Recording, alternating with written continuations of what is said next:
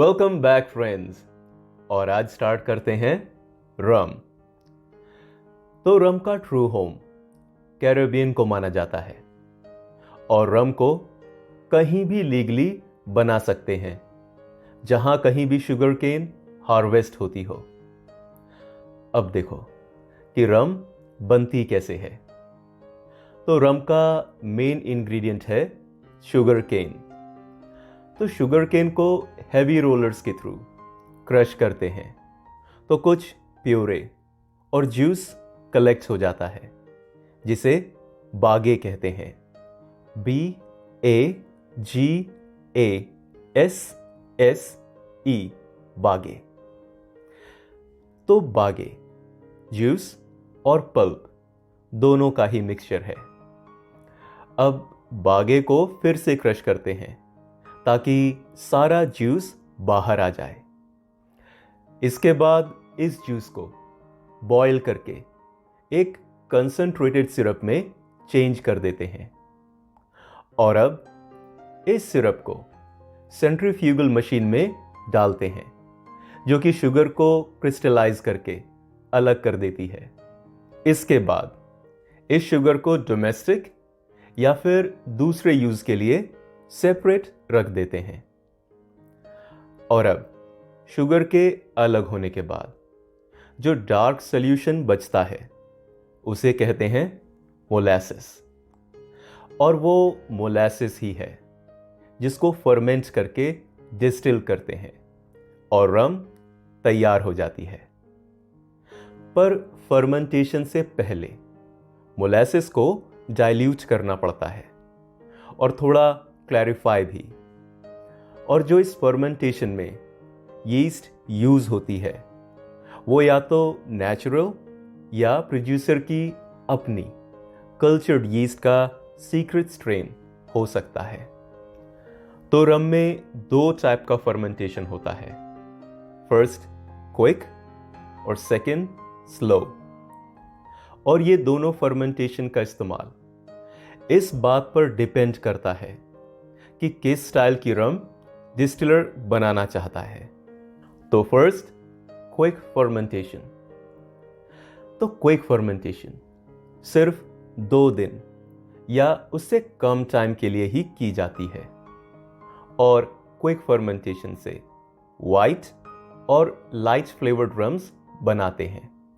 Second slow fermentation. तो slow fermentation 12 मतलब 12 days तक चलती है और स्लो फर्मेंटेशन को डार्क हैवी फ्लेवर्ड रम्स के प्रोडक्शन के लिए यूज करते हैं। और फर्मेंटेशन के बाद जो फर्मेंटिंग लिक्विड या कहो कि जो वॉश मिलता है उसे कहते हैं फाइनल मोलासेस। और जो केन रेसिड्यूज जो लीज होते हैं उसको कहते हैं डंडर, DUNDER, डंडर।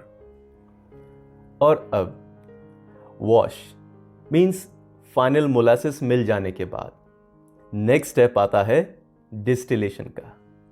तो क्विक फर्मेंटेशन के थ्रू जो फाइनल मोलासेस ऑब्टेन किया है उसे पेटेंट स्टिल के थ्रू डिस्टिल करते हैं और रिजल्टिंग स्पिरिट की अल्कोहलिक स्ट्रेंथ होती है अप्रॉक्स 91%। और ये रिजल्टिंग स्पिरिट वाइट, क्लियर और बहुत ही कम फ्लेवर के साथ होती है। तो जब इसी स्पिरिट को अनचार्ड ओक कैस्क में 1 साल के लिए मैच्योर करते हैं तो ये वाइट रम कहलाती है। और जब हम उसी रिजल्टिंग स्पिरिट को चार्ड ओक कैस्क में डालकर 3 इयर्स तक मैच्योर करते हैं और थोड़ा सा कैरमल डालकर कलर इन्हेंस कर देते हैं तो ये गोल्ड रम कहलाती है। तो समझ में आ गया, वाइट और गोल्ड रम बनती है क्विक फर्मेंटेशन के वॉश से और पेटेंट स्टिल मेथड यूज करते हैं। फिर 1 साल के लिए अनचार्ड कैस्क में रखा तो वाइट रम और 3 साल तक चार्ड कैस्क में रखा और कैरमल भी ऐड कर दिया, तो गोल्ड रम। और अब देखते हैं डार्क रम्स। तो स्लो फर्मेंटेशन के थ्रू मिला हुआ वॉश डार्क रम बनाने में इस्तेमाल होता है और डिस्टिलेशन के लिए पॉट स्टिल मेथड यूज करते हैं। तो जो रिजल्टिंग अल्कोहल मिलता है उसकी अल्कोहलिक स्ट्रेंथ होती है 86%। तो ये रिजल्टिंग स्पिरिट कंजीनर्स में हाई होती है, जिसकी वजह से इसका फ्लेवर, इसका अरोमा हैवी होता है और मैच्योरेशन के दौरान और भी प्रोमिनेंट हो जाता है। इसे ओक कैस्क में मैच्योर करते हैं, जहां से इसे और भी कलर मिलता है, और बाद में इसमें कैरमल को भी ऐड कर देते हैं, जिससे कि कलर और भी डार्क हो जाता है।